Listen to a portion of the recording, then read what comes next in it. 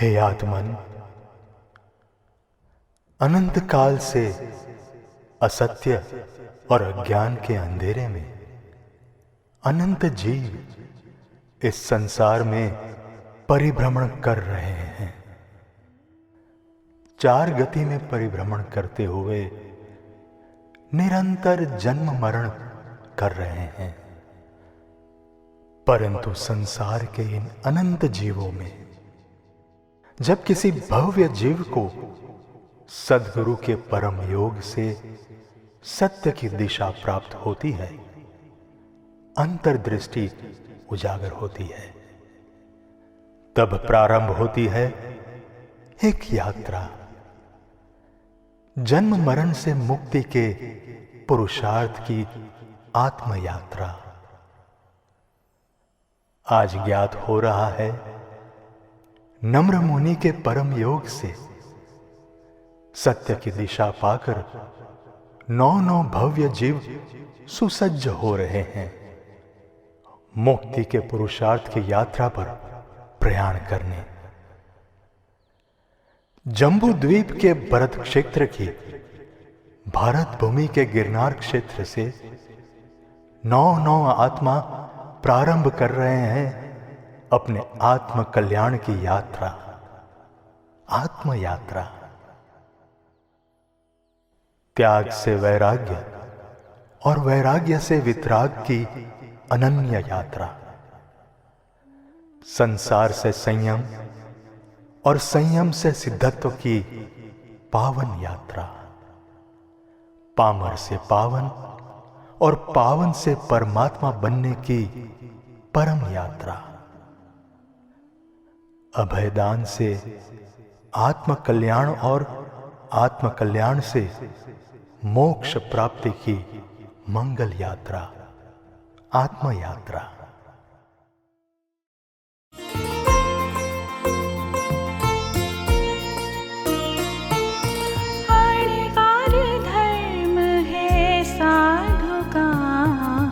सर्ववीरती हो पचखाण, पंच महाव्रत धारण करते, महामंत्र में पद मिल जाए।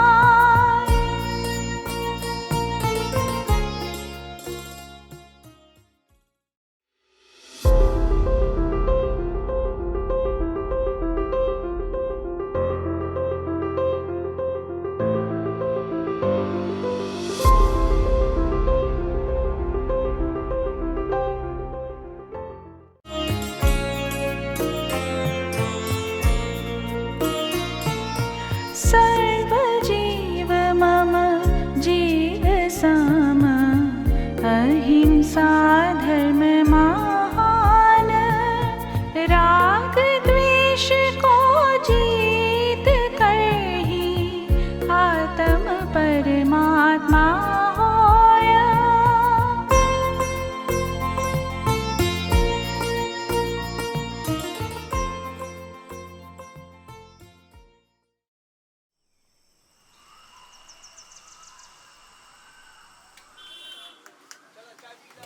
Hello friend. Hello Vaishali, hello Vivaan. तुम दोनों कॉफी लोगे या चाय? मैं ही बोल देता हूँ, छेवाला काकू। यह क्या वैशाली, यहाँ भी स्क्रिप्ट लेकर आ गई?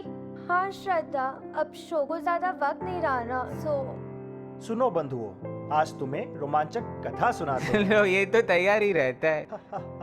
Ever ready. यस श्रद्धा, सबकी बैटरी चार्ज कर देता है, इस कॉफी की तरह। ओए!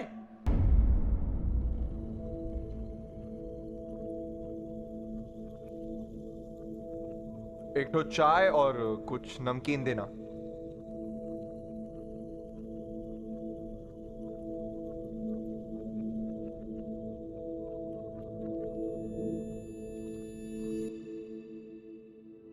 सुनो बंधुओं, आज तुम्हें रोमांचक कथा सुनाते हैं।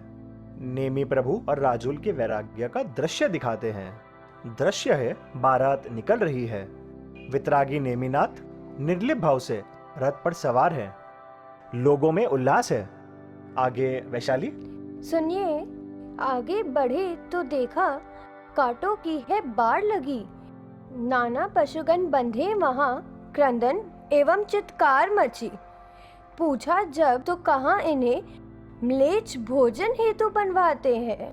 सुनो बंधुओं, आज तुम्हें एक रोमांचक कथा सुनाते हैं। दृश्य करुण देखा नेमी ने, उनका मन चित्कार उठा। मेरे ब्याह हेतु इन पशुओं के वध का कैसा स्वांग आहा। दया भाव युक्त नेमी बोले, अभी मुक्त करवाते हैं। सुनो बंधुओं, आज तुम्हें एक रोमांचक कथा सुनाते हैं। वाह, और उसके बाद नेमिनाथ जी शादी किए बिना वहां से लौट गए। एक बात मुझे बताओ, नेमिनाथ जी तो राजुल से शादी करने जा रहे थे, फिर सिर्फ प्राणियों की बात सुनकर वापस लौट गए। सिर्फ प्राणियों की हिंसा की बात नहीं, असल बात मांसाहार की है। मेरे दोस्त, हमें अपने स्वाद के लिए किसी भी प्राणी की हिंसा करने का अधिकार नहीं। अभी तक दिव्या नहीं पहुंची? आती ही होगी, उसका सत्संग पूरा होते ही पहुंच जाएगी। नहीं, उसकी एंगेजमेंट हुई है तो। सब तुम्हारी तरह नहीं होते, समझी? ठीक है बाबा। वैसे उसका पति कौन है, कैसा है, किसी को मालूम है क्या? नहीं, तुम ही पूछ लेना। अच्छा ही होगा। दिव्या का स्वभाव बहुत ही शांत है और वह धर्म कर्म में भी मानती है। कई चीजों में तो वह बहुत ही पर्टिकुलर है। वो कैसे? एक बार किसी ने उसे कॉफी हाउस इनवाइट किया था एंड उसने तुरंत ही मना कर दिया। You know why? बिकॉज वहाँ नॉन वेज भी सर्व होता था and Divya is totally against हिंसा। उसे तो किसी को मानसिक तकलीफ देना या ऊंची आवाज में बात करना वो भी बर्दाश्त नहीं। उसके लिए तो किसी को हर्ट करना या इंसल्ट करना वो भी एक तरीके की हिंसा ही है।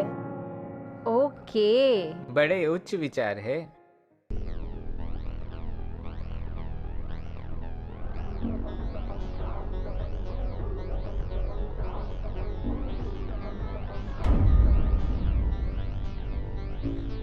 समझे गांगुली बाबू, ये है हमारे देश का भविष्य। दबोंग दबोंग। ओ काकू, तू अपना काम कर। एक अच्छी चाय पिला। ठंडी चाय पिलाकर सारा मूड बिगाड़ दिया है।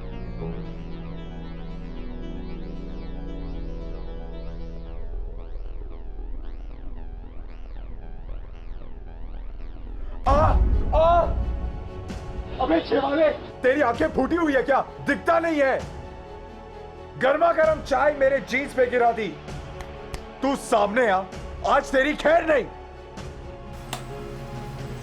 एक तो पहले ठंडी चाय दी, उसके बाद गर्मा गर्म चाय मेरे जीन्स पे गिरा दी। माफ कर दो, वैसे गलती हमारी नहीं, ये तो तुमने भान ठीक से पकड़ा नहीं। ओ, मेरी गलती? अरे एक तो पहले चोरी, ऊपर से सीना चोरी। 2 कौड़ी का चाय वाला मुझसे बहस करता है। तूने मुझे समझ के क्या रखा है? अरे छेवाले, कैसे लल्लू पा रखे यार तुमने। एक बोना तक टीचर नहीं पकड़ाता था। अरे बाबू, तुमने भी तो नमकीन और जलेबी लिए थे, बिना खाए ही बिखेर दिए। अन्न का ऐसा अपमान। तो क्या हुआ? देखो कितने कीड़ी मकोड़े जमा हो गए। ऊपर से मेरा जलेबी भी गिरा दिया। दिखता तो हट्टा कट्टा है, तो फिर भी। ए खोका बाबू, ये सब ध्यान से उठा लो, नहीं तो सारे कीड़ी मकोड़े पैर के नीचे आके मर जाएंगे। समझे बाबू? तो मर जाने दो। इन कीड़ी मकोड़ों का जीवन इतना ही होता है, वे सब ऐसे ही मर जाते हैं।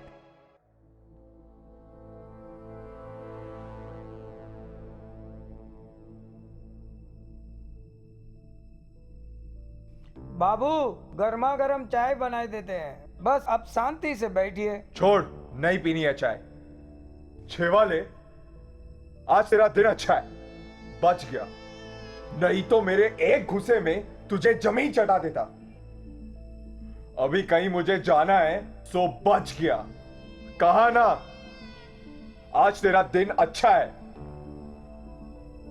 पर आज तेरा दिन अच्छा नहीं। दिव्या, तुम यहाँ? क्यों? मैं यहाँ नहीं आ सकती? आ सकती हूँ ना?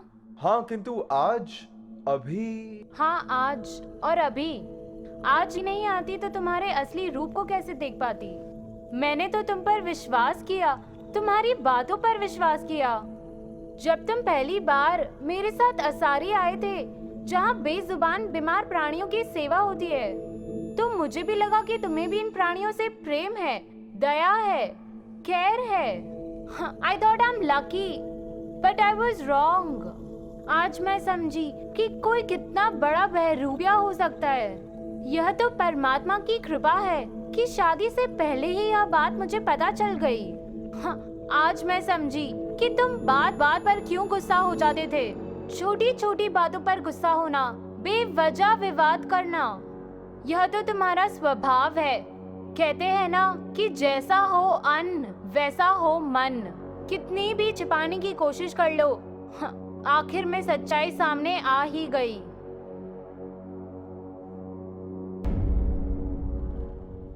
दिव्या, इतनी छोटी सी बात के लिए इतनी नाराजगी, इतना बड़ा डिसीजन। पार्थ, ये बात तुम्हारे लिए छोटी सी होगी, मगर इतना गुस्सा, किसी का इतना अपमान, ये जीव हिंसा, ये मेरे लिए कोई छोटी सी बात नहीं है।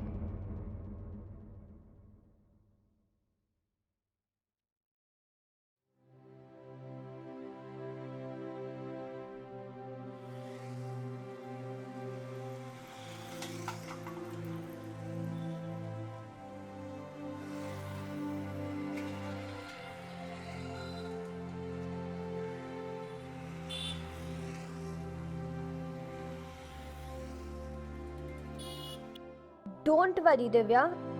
मैं जानती हूँ कि पार्थ भी इससे बहुत अपसेट होगा। बस प्रभु से यही प्रार्थना करती हूँ कि मेरे इस कृत्य से उससे सही मार्ग मिले। प्रभु से यही प्रार्थना। मुझे क्षमा कर देना प्रभु। दुखी मत हो दिव्या, तुमने जो किया सही किया। हाँ दिव्या, तुम बहुत ही हिम्मत वाली और समझदार हो। We all appreciate your decision of उत्तम निर्णय। In fact, I pray and I wish कि हम सब में तुम्हारे तरह अहिंसा और जीव दया के भाव आए।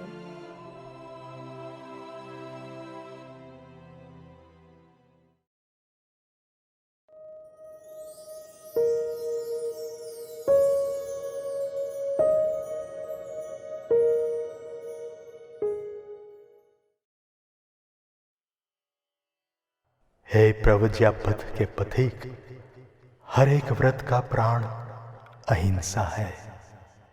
संसार के हर जीव को जीवन प्रिय है। किसी भी जीव के प्राणों को घात करना उसे द्रव्य हिंसा कहते हैं, और किसी के भाव को ठेस पहुंचाना, किसी की संवेदनाओं को पीड़ित करना उसे भाव हिंसा कहते हैं। हिंसा चाहे द्रव्य की हो या भावों की, दोनों ही रूप में आत्मा के लिए महादुख और अनंत संसार परिभ्रमण का कारण होती है। संसार के सभी जीवों के प्रति अभयदान का भाव रखते हुए छकाए जीवों की रक्षा हेतु मन, वचन और काया से अहिंसा महाव्रत का पालन करना, सर्व जीवों को अभयदान देने के एकमात्र लक्ष्य के साथ संयम जीवन में प्रयाण करना। शुभम भव।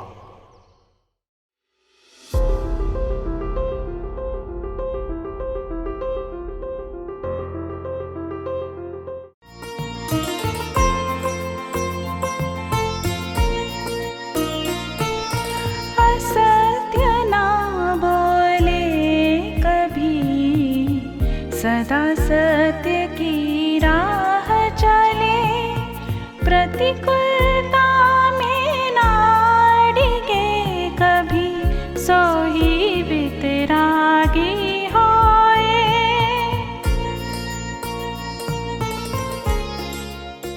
प्रणाम बाबूजी, मैं आज ही मेडिकल सेंटर के लिए एक साइट देख करके आया हूं। बस अब जल्दी कंस्ट्रक्शन का काम चालू करूंगा। आज माँ और आप मेरे साथ होते तो मुझे कितनी खुशी होती। कॉफी तैयार है। तुम्हें ये साइट कैसी लगी? अच्छी है। गांव से दूर भी नहीं है और देखा जाए तो शहर से करीब भी है। अच्छी है। एक आइडियल मेडिकल सेंटर बन सकता है वहां। मैं हमेशा से ही गांव जाकर प्रैक्टिस करना चाहता था, पर सोचता हूं कि जो पैसे अभी मेरे पास हैं उससे काम हो जाएगा ना। लेकिन अगर कम पड़े तो? हाँ, बाबूजी ने मुझे एक कवर दिया था और कहा था जब भी जरूरत पड़े तब उसे खोलना। जरा देखूं तो वो कवर कहां है?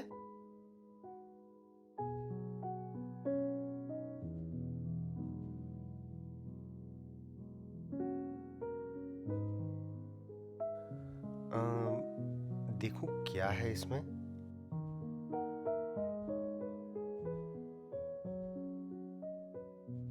ये तो एक पत्र है।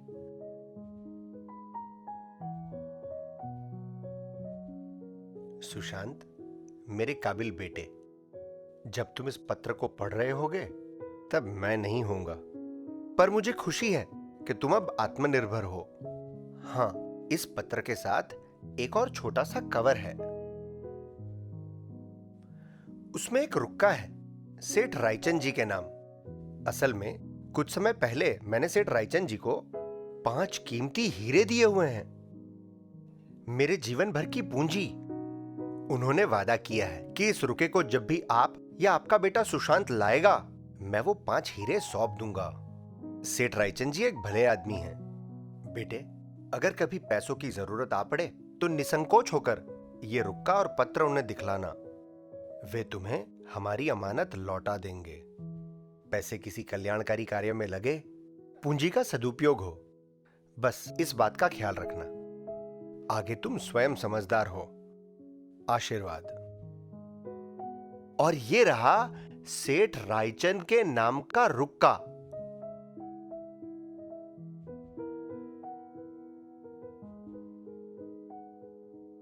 ये सेठ रायचंद यानी हमारे सामने वाले फ्लैट के ओनर, जिन्हें मैं और हम लोग सब चाचा जी कहकर पुकारते हैं। वाह, पिताजी ने तो जैसे पूरी तैयारी करके रखी है। अमेजिंग। अच्छा, तो अब मैं चलती हूँ।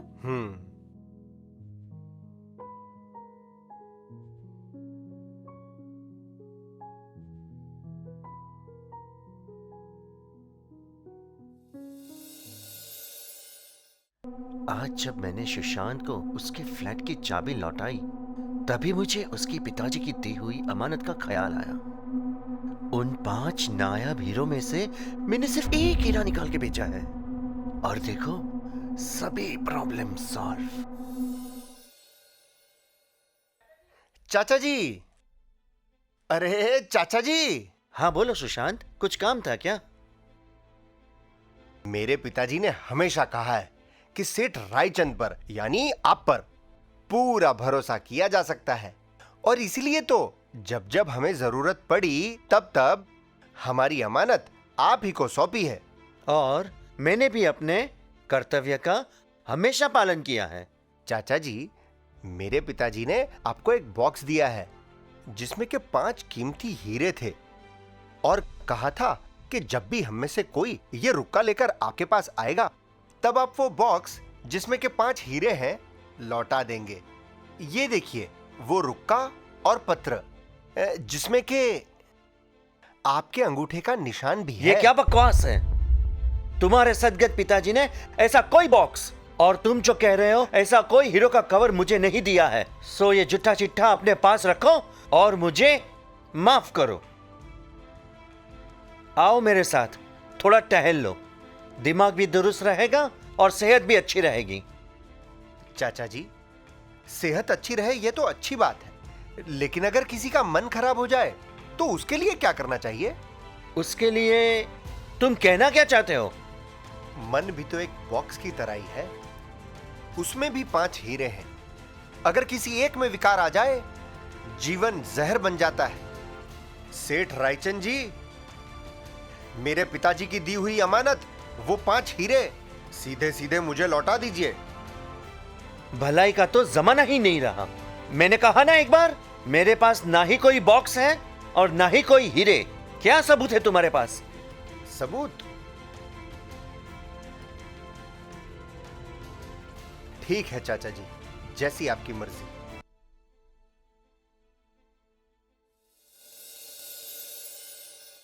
हेलो हेलो, हाँ सुमति भाभी, मैं डॉक्टर सुशांत बोल रहा हूं। आप तुरंत सिटी हॉस्पिटल आ जाइए।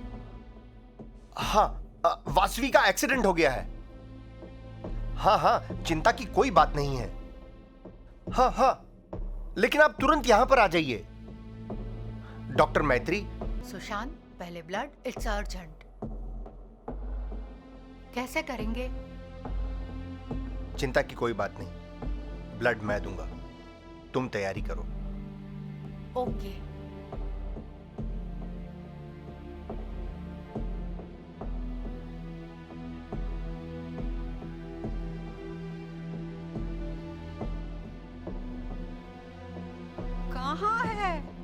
कहाँ है मेरी बेटी? अरे भाई कोई तो मुझे बताओ, मेरी बेटी वासवी कहाँ है? डॉक्टर सुशांत की पेशेंट? हाँ हाँ हाँ, वहाँ हाँ, केबिन में है, वही। वहाँ पेशेंट को ब्लड दिया जाता है। अभी आप बैठिए, आप नहीं जा सकते।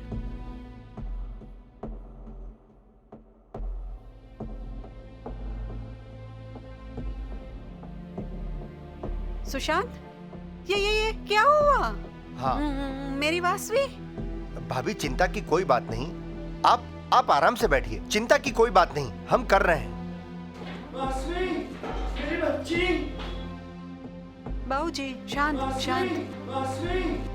बाबूजी, आप चिंता की कोई बात नहीं है। वासवी अंदर कैबिन में है, सब कुछ ठीक है। एक छोटा सा एक्सीडेंट था बस। छोटा सा एक्सीडेंट बस? अरे यहाँ हम सबकी जान निकली जा रही है और तुम कह रहे हो छोटा सा एक्सीडेंट? तुम डॉक्टर लोग को तो ऑपरेशन कर करके निष्ठुर हो गए हो। वासवी मेरी बेटी है, तुम लोगों के लिए भले वो पेशेंट है। चाचा जी आप शांत हो जाइए, आप शांत हो जाइए, आप बैठिए। वाह, तो ये साहब है तुम्हारे चाचा जी। मिस्टर चाचा जी, ये जिसको आप सुना रहे हैं, अपनी जान से भी ज्यादा संभाल कर रखा है आपकी लाडली वासवी को। मैत्री। मुझे कहने दो सुशांत, तुम खुद से तो कुछ कहोगे नहीं। तुम्हारी अपनी मिल्कियत के 5 करोड़ के हीरे हड़प कर डकार भी न लेने वाले इस अमानुष को कम से कम मैं तो कभी माफ नहीं करूंगी। ये सुशांत साहब एक आदर्श डॉक्टर जो ठहरे, उन्होंने न सिर्फ ट्रीटमेंट की, अपना ब्लड भी दिया और वासवी की जान बच गई। चाचा जी,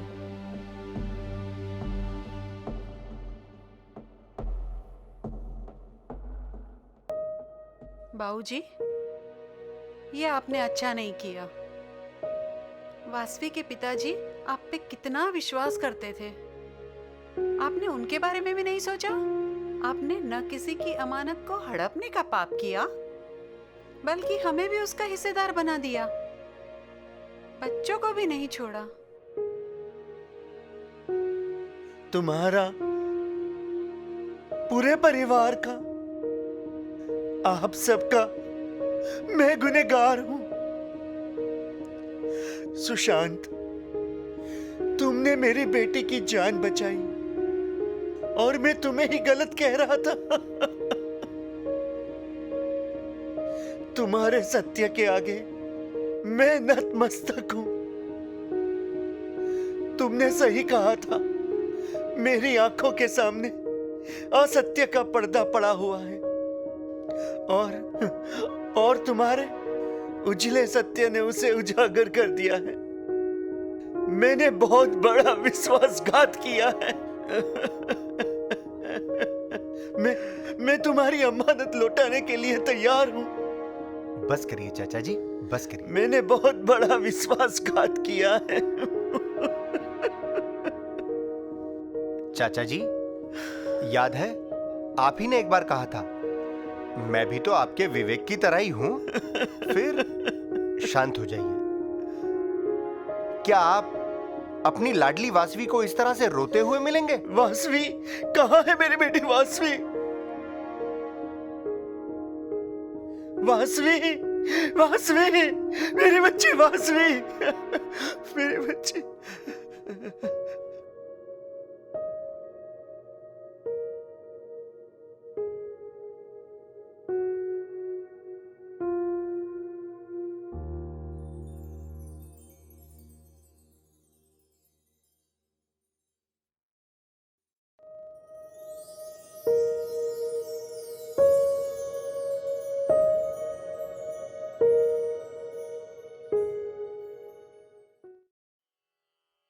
हे आत्म यात्रा के यात्रिक, संयम जीवन का सार सत्य में समाया है।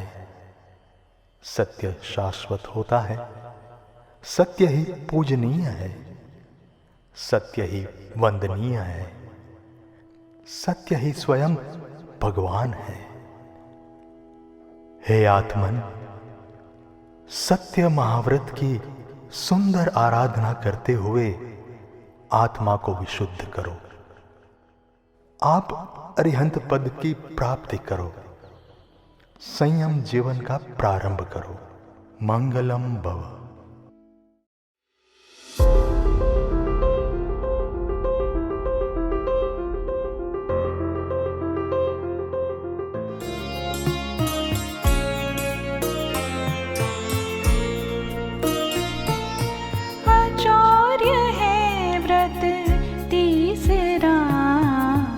चोरी महापाप होय, बिन आज्ञा कुछ ग्रहण करे ना, आत्मा थी सो होय।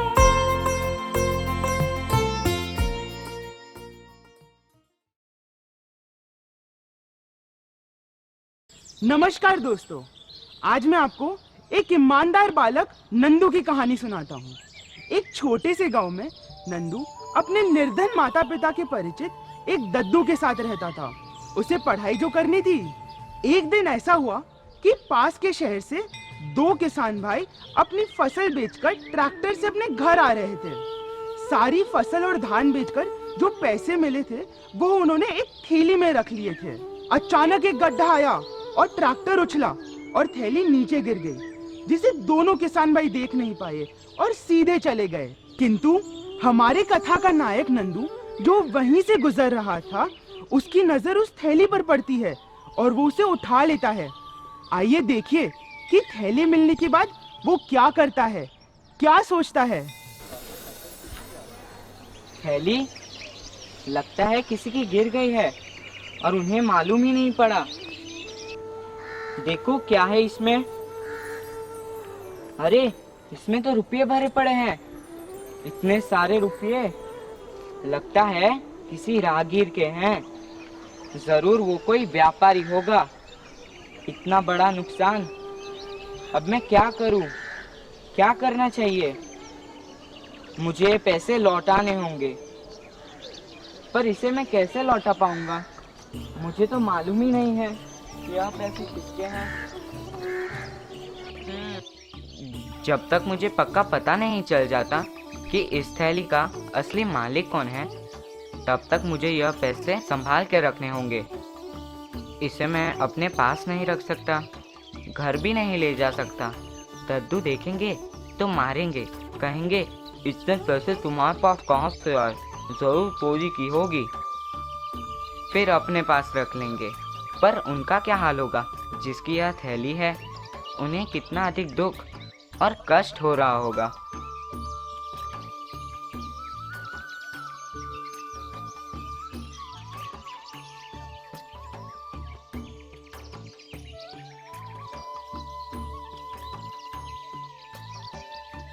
मन ही मन सोचता नंदू अपने घर पहुंच जाता है और थैली छुपाने का कोई और उपाय नहीं सोचता, तो वो थैली को अपने स्कूल के बस्ते में छुपा देता है।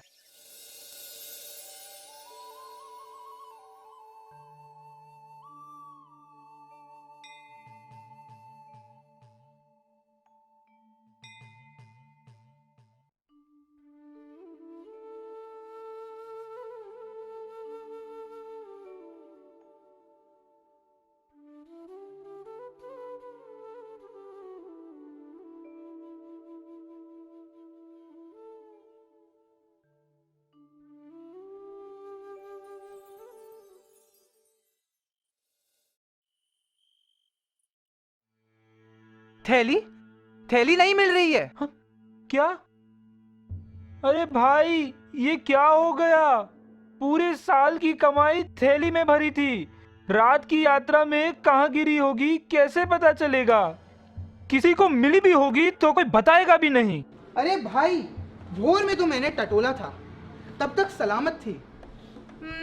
शायद उसके बाद ही कहीं गिरी है। मुझे लगता है वहीं गिरी होगी जहाँ पक्का रास्ता पूरा होता है और जहाँ से हम अपने गांव के लिए मुड़ जाते हैं। हाँ हाँ, चल भाई जल्दी चल, हम वहीं चलते हैं। शायद अभी वो किसी के हाथ नहीं लगी होगी। हाँ हाँ चलो।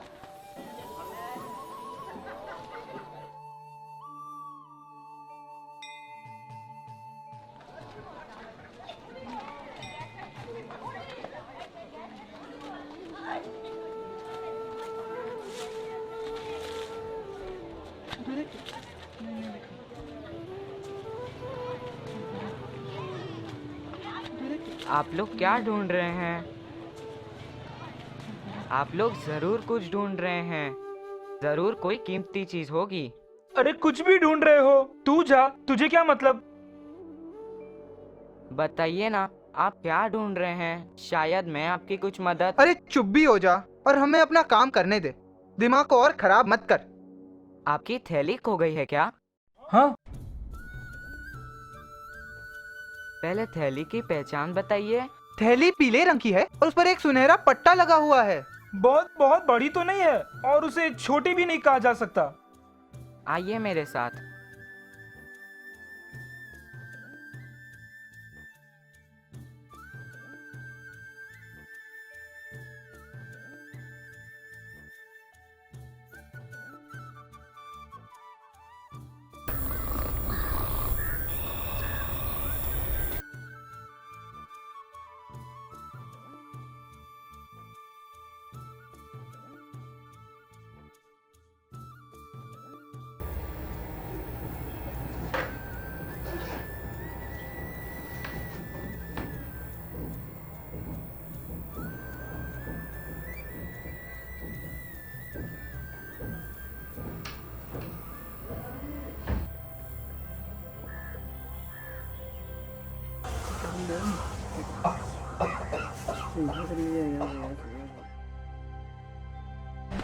कहाँ रहेगा?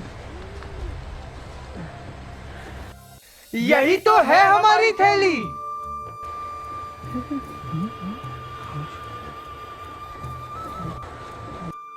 क्या नाम है तुम्हारा? नंदू। ये लो नंदू, मेरे भाई, इसे रख लो। नहीं, इसे मैं नहीं ले सकता, यह तो मेरा कर्तव्य था। अरे रख लो, पैसा बहुत बड़ी चीज है, ना मत करो। मुझे पता है, पर पैसे मैं अपनी मेहनत से कमाऊंगा। अच्छा ये बताओ, तुम पढ़ते हो? पढ़ना तो जरूरी है। अरे वाह, बहुत अच्छी बात है। अच्छा पढ़ते हो? कौन सी स्कूल में? सरस्वती विश्वविद्यालय।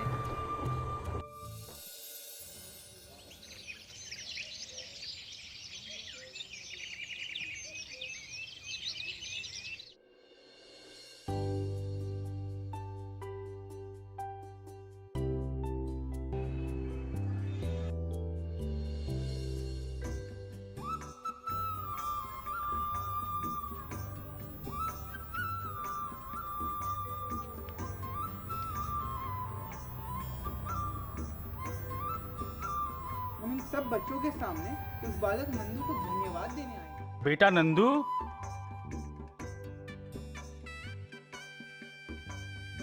शाबाश नंदू, तुमने बड़ा नेक और ईमानदारी का काम किया है। किंतु एक बात मुझे बताओ, पैसों से भरी थैली के बारे में तुमने अपने माता पिता को बताया? गुरुजी, मेरे माता पिता निर्धन है और मैं यहाँ अपने माता पिता के परिचित दद्दू के पास रहता हूँ और पढ़ाई कर रहा हूँ। दद्दू का स्वभाव थोड़ा अलग सा है। रुपयों की थैली देखकर शायद उनका मन बदल जाता तो हो सकता कि वो थैली लौटाने नहीं देते और यह दोनों भाई बहुत निराश हो जाते। इन्हें बड़ा नुकसान हो जाता। यह सोचकर मैंने किसी को भी थैली के बारे में कुछ भी नहीं बताया। काफी समझदार हो तुम, नेक और ईमानदार तो हो ही, साथ साथ तुम्हारे में अच्छी सूझबूझ भी है। शाबाश बेटा नंदू, तुमने ग्रहण की हुई अपनी शिक्षा का और इस विद्यालय का मान रखा। ईमानदारी सर्वोत्तम गुण है। गरीब होकर भी तुमने ईमानदारी को नहीं छोड़ा। एक दिन यही गुण के कारण तुम एक सफल व्यक्ति बनोगे।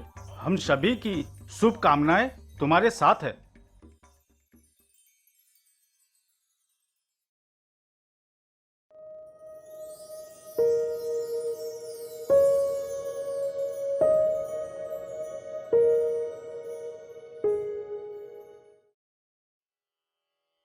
हे देवानुप्रिय, अचौर्य आत्मा का गुण धर्म है। अचौर्य गुण के कारण साधुत्व सर्वत्र विश्वसनीय और सर्व के हृदय में प्रीतिपात्र बनता है। एक रज मात्र की भी स्पर्शना साधु किसी की आज्ञा के बिना नहीं करता। हे आयुष्मान, अचौर्य महाव्रत की अनमोल साधना करते हुए आप में आत्मिक तेजस्विता, शौर्यता और वीरता जैसे गुणों का प्रागट्य हो।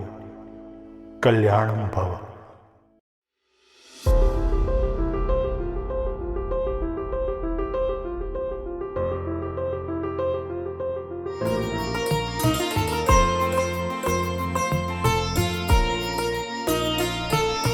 ब्रह्मचर्य है व्रत चतुर्थ, सभी व्रतों का है ये मूल। 5 इंद्रियों और मन विशुद्धि से ब्रह्म का ज्ञान हो।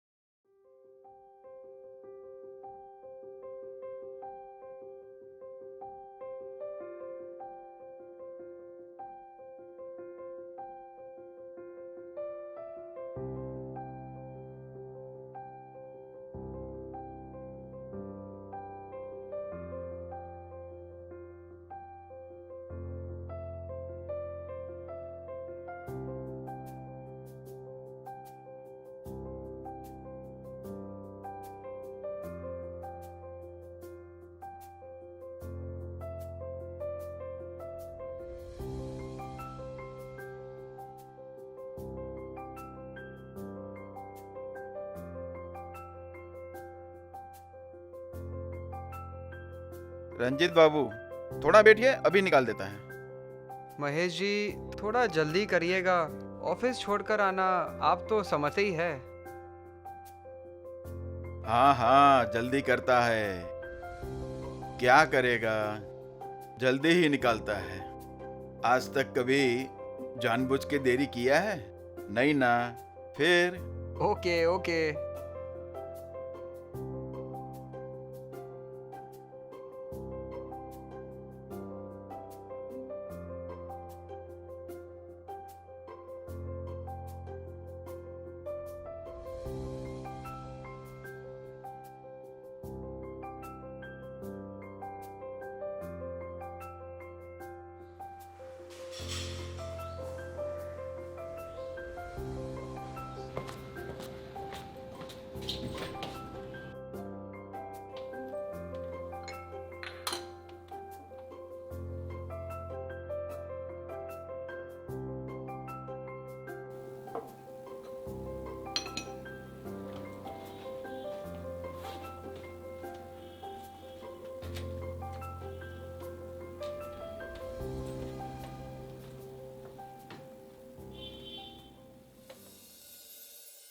आज महेश बाबू ने मुझे 20,000 एक्स्ट्रा दे दिए। मैंने रख भी लिए। क्या ये मैंने सही किया? खैर, वो सब बाद में सोचता हूँ। पहले ये पैसे ऑफिस कैश में जमा करा दूँ।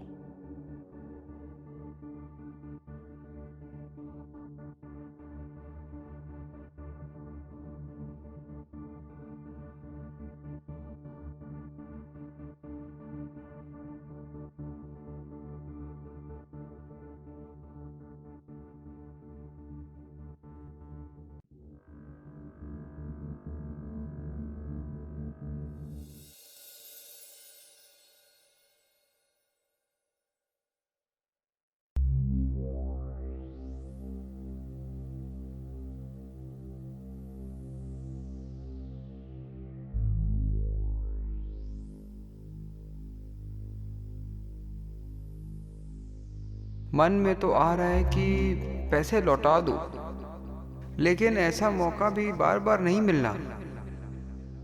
पैसे मैं रख भी लूं तो इसमें गलत क्या है? मैंने कोई चोरी तो नहीं की। ये पैसे खुद चल कर ही तो मेरे पास आए हैं, जैसे कोई लॉटरी लगी हो, ठीक वैसे ही। मुझे ये पैसे रख लेने चाहिए। शादी का ये 10वां साल है, 10th मैरिज एनिवर्सरी। शालिनी भी कह रही थी कहीं घूमने चलते हैं।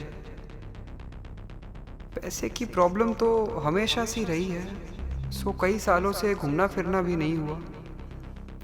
कहाँ जाने को कह रही थी शालिनी? कह रही थी राजगीर चलते हैं। घूमने का घूमना हो जाएगा और दर्शन के दर्शन। मुझे भी यही समझ में आ रहा है, घूमना फिरना आखिर किसे अच्छा नहीं लगता। अरे ये मैं क्या सोचने लग गया? ऐसे मन तो बहुत कुछ करने को कहता है, लेकिन इंसान के अंदर सिर्फ दिमाग ही तो नहीं, दिल और अंतरात्मा भी होती है। रह रह कर मुझे अंदर से एहसास हो रहा है कि किसी की गलती से फायदा नहीं उठाना चाहिए। ठीक है, बहुत से ऐसे लोग भी हैं जो ऐसा फायदा उठाते हैं और बेईमान ना होने का ढोंग भी करते हैं। होते होंगे ऐसे लोग, पर मुझे क्या? मुझे तो अपना ईमान संभालना होगा। क्या मेरी यही ईमानदारी है? वो महेश बाबू, उन्हें बड़ी तकलीफ होगी। वो मुश्किल में पड़ जाएंगे। और क्या इन पैसों से मैं तीर्थ यात्रा करूंगा तो क्या भगवान प्रसन्न हो जाएंगे? नहीं नहीं, मुझे अपने मन पर कंट्रोल करना होगा। मैं और बहक जाऊं उसके पहले ये पैसे लौटा देता हूं। हाँ हाँ, यही ठीक रहेगा।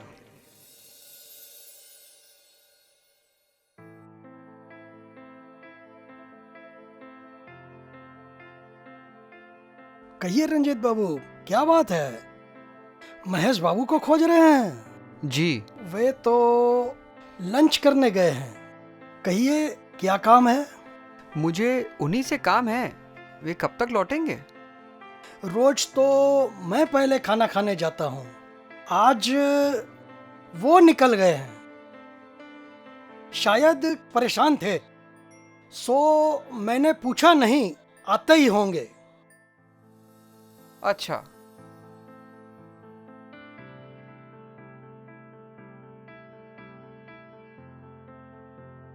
रंजीत बाबू, आज फिर सेकंड टाइम?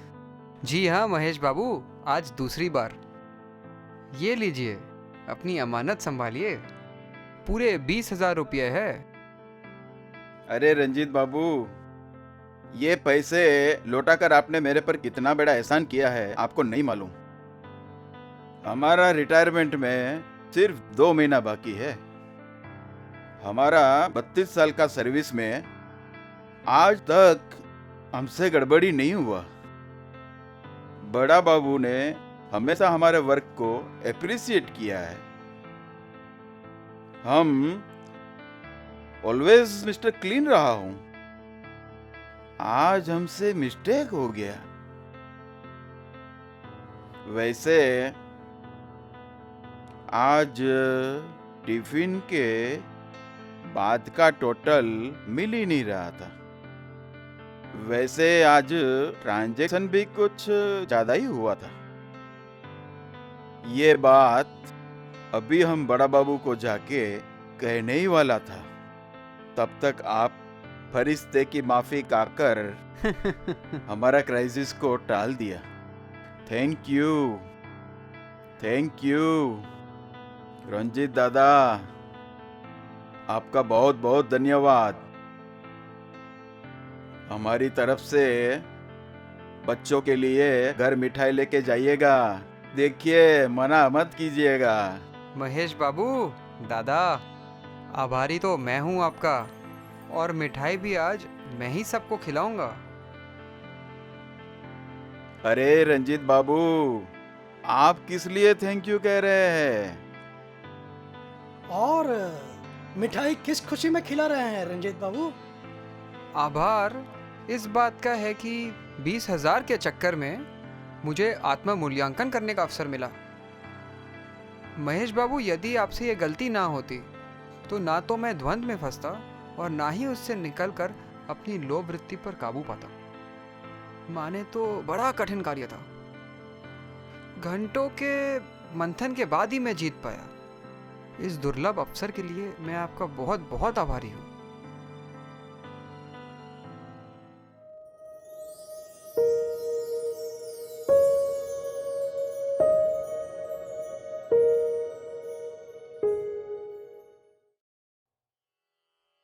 हे वितराग मार्ग के यात्रिक, अपने आत्मा के अतिरिक्त जगत के हर पर पदार्थ, पर व्यक्ति और इंद्रियों के विषय में आसक्त बनना, उसे अभ्रम कहते हैं। अस्थिरता संसारी का स्वभाव होता है, स्थिरता साधुत्व का गुण होता है। संसारी के नयन चंचल होते हैं, परंतु साधु के नयन स्थिर होते हैं, आत्मभाव में स्थित रहते हैं।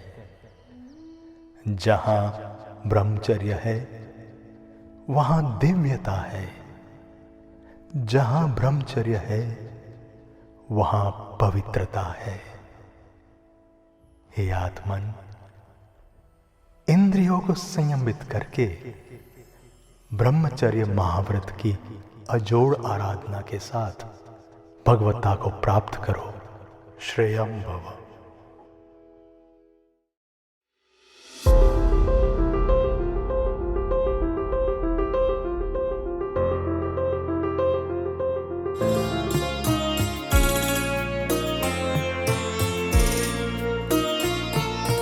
उपधि की अभिलाषा नाही, ममत्व भाव रहित होय।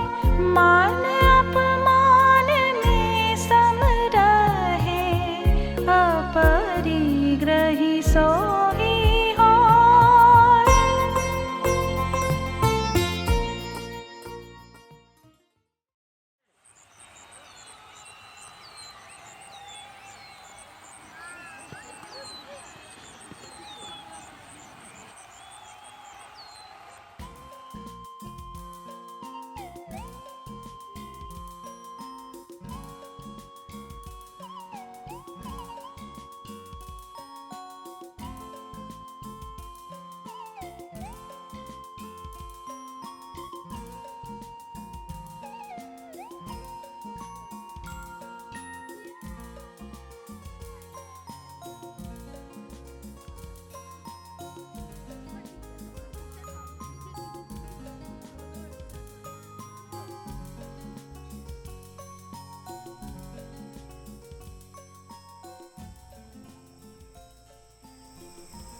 क्या नाम है तुम्हारा? वासु। क्यों वासु, मेरी गाड़ी में बैठोगे? जी।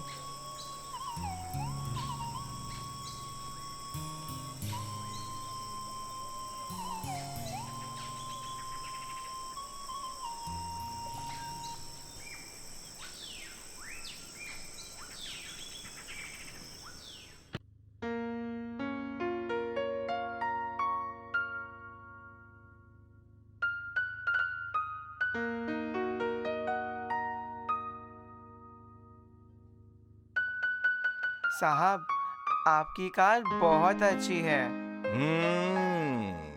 यह तो बहुत कीमती होगी ना? ये लाखों रुपए की है।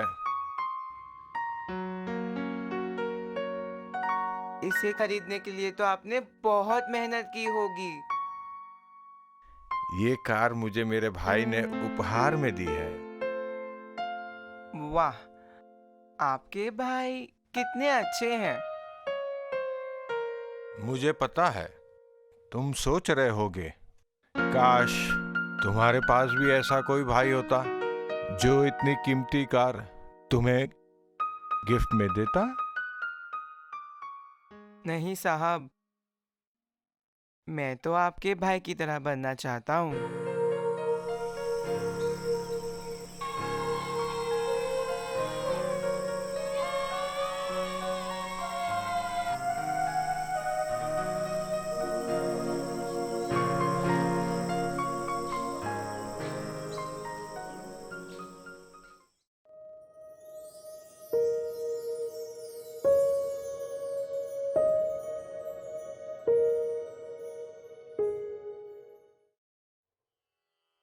मोक्ष मार्ग के यात्रिक, हे वत्स, अपरिग्रहता साधुत्व की अनमोल समृद्धि होती है।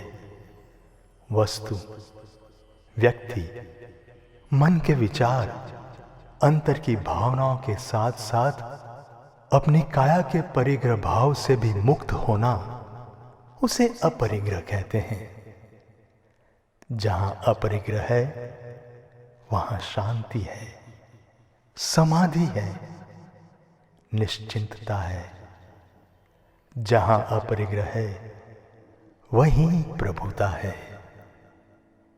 हे आत्मन, अपरिग्रह महाव्रत की मंगल आराधना के साथ प्रभुता की प्राप्ति करो। मंगलम भव।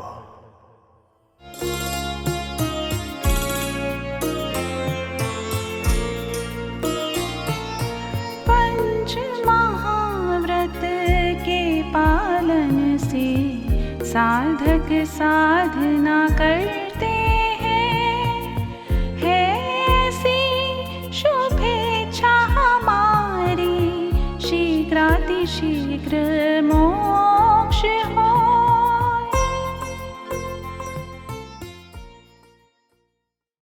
समय नितांत बहता जा रहा है। अनंत जीव जन्म मरण के दुखमय परिभ्रमण के इस समय को व्यर्थ में गंवा रहे हैं। परंतु समय हो गया है अब 9 पुण्यवान आत्माओं के जन्म मरण के परिभ्रमण का अंत करने के पुरुषार्थ का। हे मुमुक्षु आत्मन, संसार के अनंत जीवों को जिसकी प्राप्ति नहीं हुई, ऐसे संयम की परम मार्ग की आपको प्राप्ति हो रही है। आपका संयम प्रयाण मंगलमय हो।